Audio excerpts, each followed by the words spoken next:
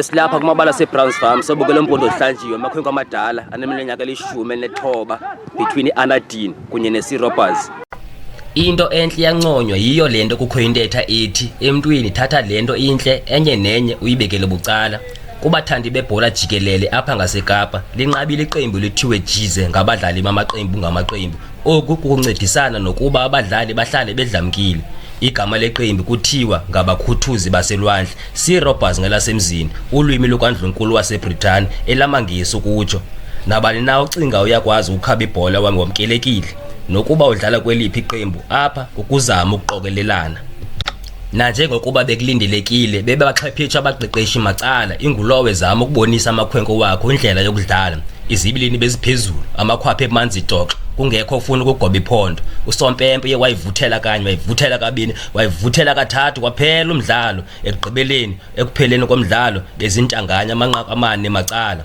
Ngophopho abompondo ohlanjiwe. Lo ibingumdlalo obuhlobo kuba kulungiselelwa lo unyaka sizawuqala.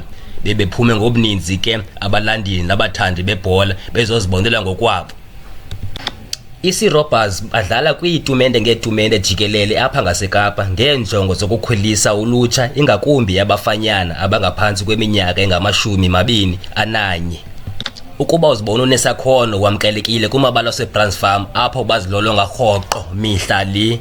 Lotungena uyomaka phakathi. Lalela abantu bamakhe. Ombona into ongamakho ngaphasi umuntu amakhe.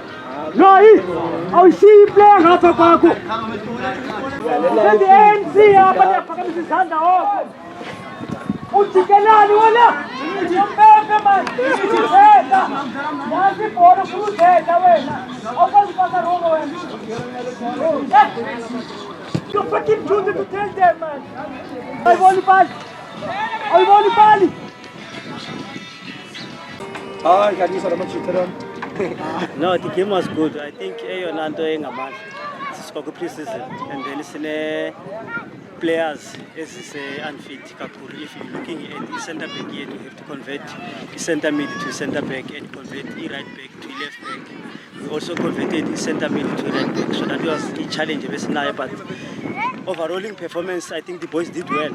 Yes, I think I'm seeing a low block, so that Sibakine affiliate and then Sibabaming a counter, and for sure it's 7-0 because every time she receive ball as a dali counter score, because you score almost 4 goals to a team that they didn't rest.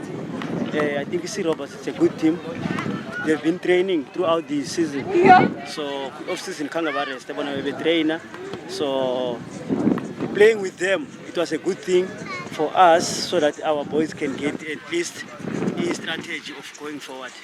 Thank you very much. Thanks. Ngiphathele inqaku, Saliso Phaliso, ePhilip eBrowns Farm ngaseKapa.